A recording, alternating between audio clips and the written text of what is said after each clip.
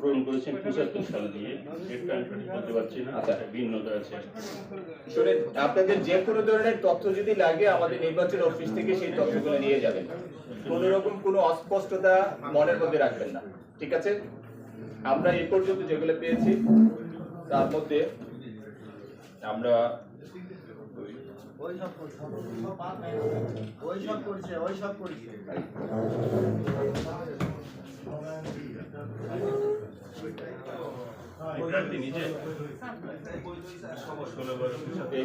এইখানে কি স্থগিত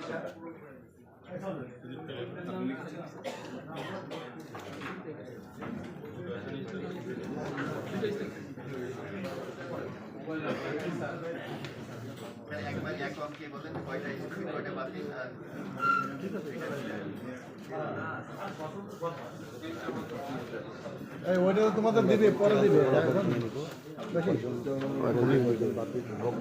এই কয়টা বলতো ওই কয়টা একবার করে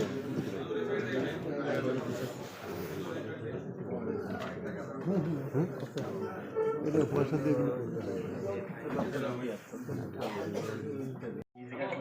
আপনি বলতে চাকরি আপনি বাদী হলে আপনি না রায় পাবেন কালকে রায় পাবেন, রায় পরে রায় নিয়ে যাবেন, তারপর রায় সব লেখা থাকবে, কালকে দুপুরের পরে পাবেন। তাহলে আমাদের বৈধ হচ্ছে 3টা না, আর স্থগিত 2টা। আচ্ছা, আমরা নড়াইল 93 সংসদীয় আসন 93 নড়াইল 1-এ আমরা 15টি মনোনয়ন পত্র মধ্যে যাচাই করে যেটা দেখতে পেয়েছি সেই অনুযায়ী আমরা 3টি মনোনয়ন পত্র বৈধ এবং 2টি স্থগিত, এবং বাকিগুলোকে আমরা বাতিল হিসাবে বাতিল করা হয়েছে। যারা স্থগিত আছে তাদের ওই যে মাইনর যে বিষয়গুলো আছে সেগুলোর সংশোধনের জন্য আমাদের নির্বাচন অফিসে একটু এসে একটু প্রকৃত কারণটা দেখবেন। আর যেগুলো বাতিল হয়েছে সেই ক্ষেত্রে আপনারা অবশ্যই সেই সুযোগটা নিতে পারেন যে কেন বাতিল হয়েছে সেটার বিষয়ে আপনারা যদি আপিল করতে চান তাহলে নির্বাচন কমিশনে আপিল করতে পারেন। এই হলো আজকের নাম একটু আপনি ঘোষণা করে দেন। বৈধ জনাব বিশ্বাস জাহাঙ্গীর আলম, তারপরে জনাব মোহাম্মদ ওবায়দুল্লাহ, তারপরে আছে জনাব মোহাম্মদ আব্দুর রহমান, আরেকটা ঠিক আছে, এই 3টা। আর স্থগিত হলো জনাব মোহাম্মদ মিল্টন মোল্লা, আরেকটা স্থগিত হলো জনাব BM নাগিব হোসেন, ঠিক আছে?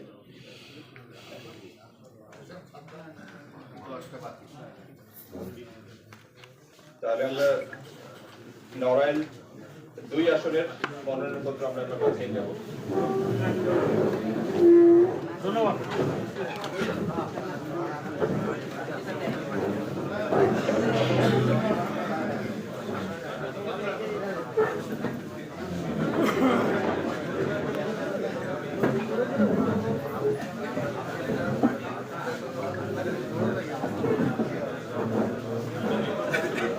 এখন আর হ্যান্ডশেক না, কাজের সাথে হ্যান্ডশেক করা যাবে না।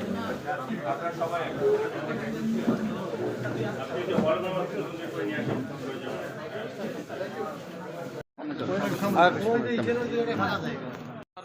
ছাত্র জীবন থেকেই আমার একটা প্রত্যাশা ছিল, আমি নড়াইলের মানুষের জন্য কাজ করতে চাই।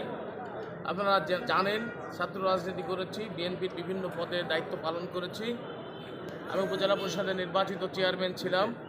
আমি আগামী দিনে নড়াইলকে গড়ার জন্য আপনাদেরকে বারবার বলেছি, আমি নড়াইলের মানুষের দুর্দশার কথা চিন্তা করে নড়াইল সদর হাসপাতালকে একটি পূর্ণাঙ্গ 250 বেড হাসপাতালে পরিণত করতে চাই। আমি একটি মেডিকেল কলেজ করতে চাই নড়াইলের বুকে, আমি একটি পূর্ণাঙ্গ বিশ্ববিদ্যালয় করতে চাই। নড়াইল এবং লোহাগড়ার মাটিতে আমি নড়াইলে 2টা পৌরসভা, এই পৌরসভাকে আধুনিক পৌরসভায় করতে চাই।